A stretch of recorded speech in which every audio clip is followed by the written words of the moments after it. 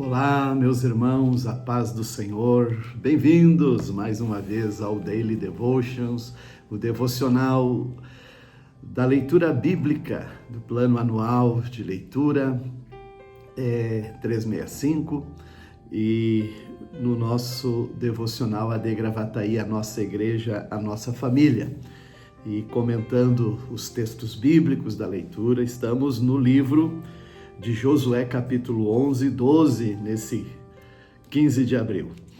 E é maravilhosa quando a gente lê esse texto de hoje para perceber as razões, os segredos das grandes vitórias de Josué frente aos desafios que ele enfrentava para conquistar a terra prometida, né? Lutar contra aqueles ali, os habitantes que ali estavam, para então dividir, né, a terra entre as 12 tribos de Israel.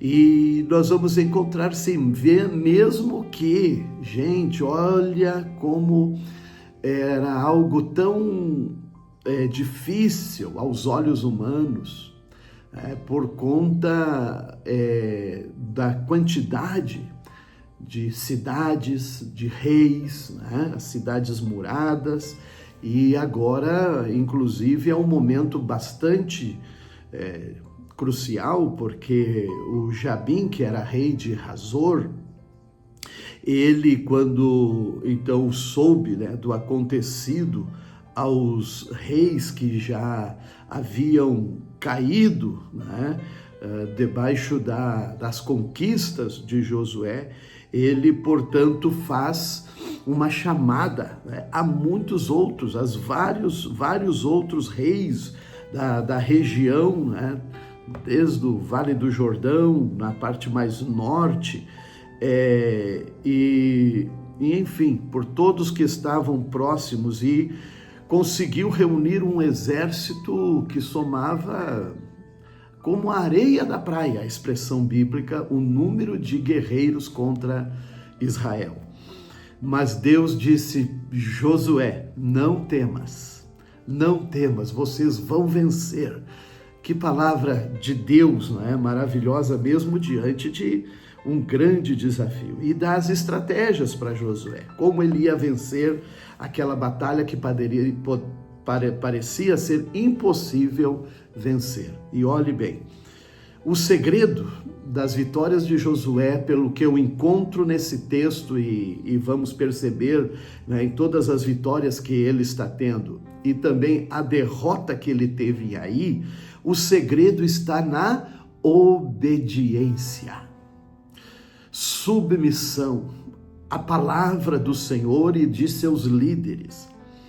E nós vamos ler aqui repetidamente. Primeiro, conforme o Senhor havia ordenado. Josué fazia conforme o Senhor orientava ele. Segundo, nós vamos ler conforme Moisés, servo do Senhor, havia ordenado. Essa se repete várias vezes, não é? Mesmo, veja, depois que Moisés já havia sido morto, não é? Não estava mais entre eles, mas ainda assim Josué cumpria a palavra de Moisés.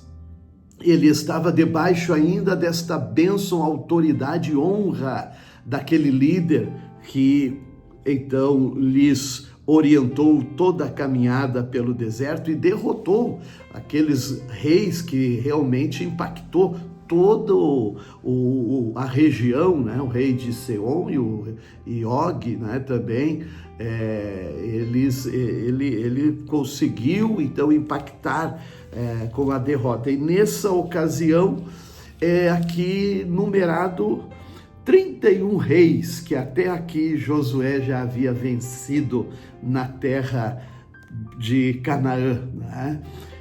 Então, muito importante esse texto, né, de vitória. No Evangelho de Lucas, capítulo 7, ou melhor, capítulo 17, né?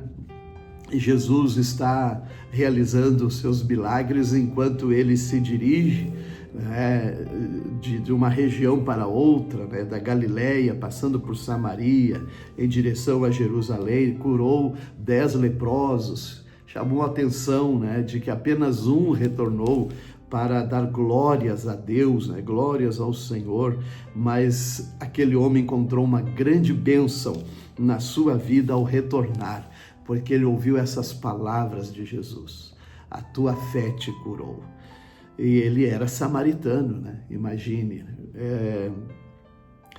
Então nós vamos percebendo que Jesus também, ele está dizendo e orientando e advertindo os seus discípulos, né? Por causa da expectativa messiânica.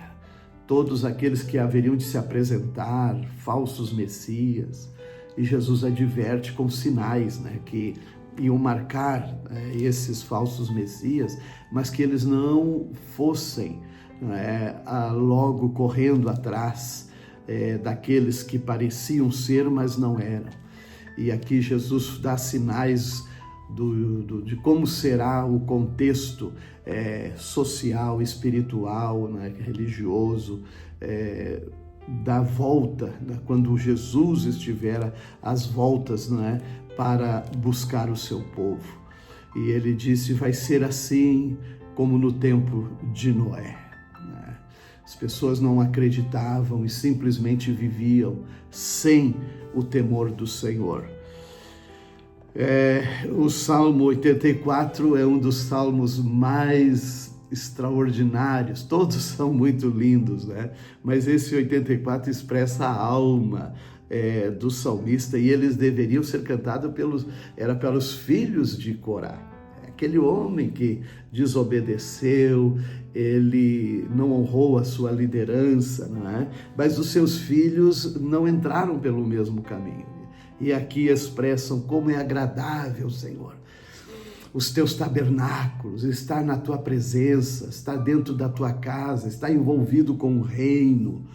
Eles tinham essa percepção desse valor tão maravilhoso. E chega a dizer: prefiro ser porteiro na casa de meu Deus a viver na morada dos perversos, porque o Senhor é o sol e escudo. Aleluia. Não negará bem algum aqueles que andam no caminho certo. O justo odeia mentiras, diz Provérbios 13, 5 e 6. O perverso causa vergonha e desonra. Deus abençoe a todos nós.